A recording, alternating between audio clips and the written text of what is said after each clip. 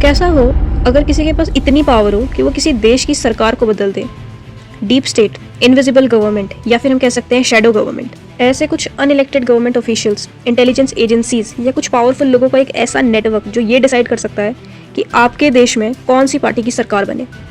Deep state की power को, deep state के नेटवर्क को डिस्ट्रॉय करना इम्पॉसिबल है। डीप स्टेट के लोग हर जगह हो सकते हैं, finance, media, industries, even spy networks. इसको और अच्छे से समझने के लिए हमें 1972 की अमेरिकन पॉलिटिक्स को एक बार समझना होगा। 17 जून 1972 को 5 लोगों को उनके ब्रीफ केसेस के साथ वाटरगेट होटल कॉम्प्लेक्स में देखा गया, जो कि डेमोक्रेटिक नेशनल कमेटी का हेडक्वार्टर था। डेमोक्रेटिक नेशनल पार्टी एक ऑपोजिशन पार्टी थी और उस टाइम निक्सन अमेरिका के प्रेसिडेंट थे। जब इन 5 लोगों को इन्वेस्टिगेट किया गया तो उससे पता चला कि ये डेमोक्रेटिक पार्टी हेडक्वार्टर में वायर टेप इंस्टॉल करने के लिए गए थे ताकि पार्टी की सारी इन्फॉर्मेशन गैदर कर सके। पर सुनने में ये एक बहुत छोटा इंसिडेंट था। किसी ने कभी सोचा नहीं था कि ये अमेरिकन पॉलिटिक्स की फाउंडेशन को हिला देगा। और इसी के कुछ टाइम के बाद पता चला कि जो 5 लोग अरेस्ट हुए हैं उनके प्रेसिडेंट निक्सन के साथ कुछ कनेक्शंस थे।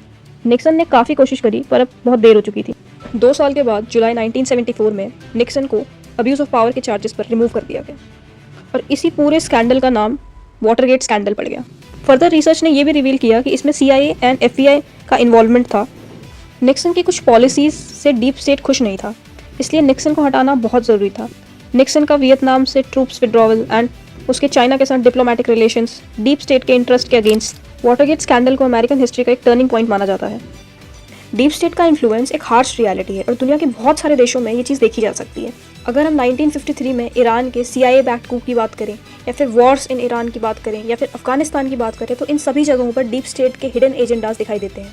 एंड मोस्ट इम्पॉर्टेंटली ये एक बहुत बड़ा थ्रेट है किसी भी डेमोक्रेसी के लिए।